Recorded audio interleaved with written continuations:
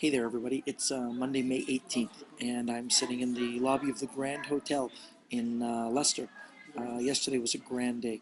It started with a big full English breakfast in Liverpool, and then I headed to Longnor, which is outside of Buxton, which is outside of Manchester.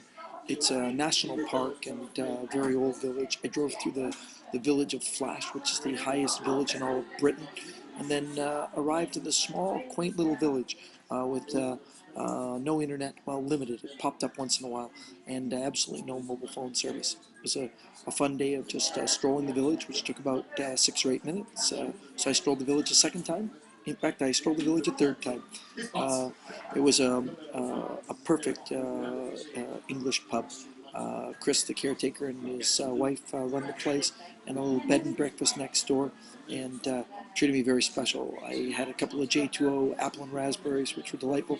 Sat around the fire and talked to a wonderful old couple from around the area who were celebrating a birthday of one of their grandchildren, and they asked me lots of questions. She recognized I was from Canada. She didn't ask what part of America, which has become quite annoying to me over the last little while. I have no problem with, America. What I do have a problem with is being asked if I'm American instead of just asking where you're from. So when they say, hey, what part of America are you from? I say, the Canada part. Because I guess it's North America. And then they usually get the idea. I guess it's just a common misconception if you don't have an accent while you're in Britain, you must be from the United States.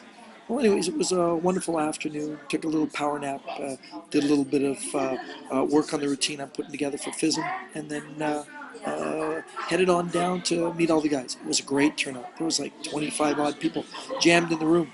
And lecture went long, ended a little after 11 o'clock. They were very enthusiastic. We sat around, had some sandwiches, and drank a little bit. And then they actually played a game where everybody threw a pound in, and we had a handful of cards, and they called out cards from a randomly shuffled deck, and one person won a whole bunch of money. It was a fun evening. It really was.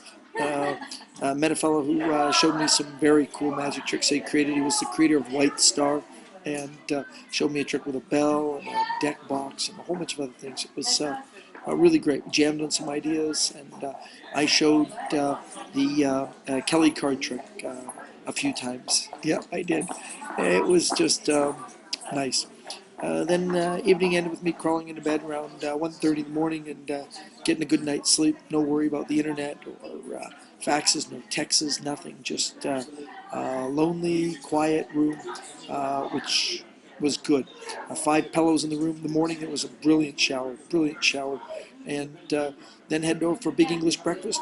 And Chris prepared for me a duck egg. Um, it was great. It was a Matt and his family.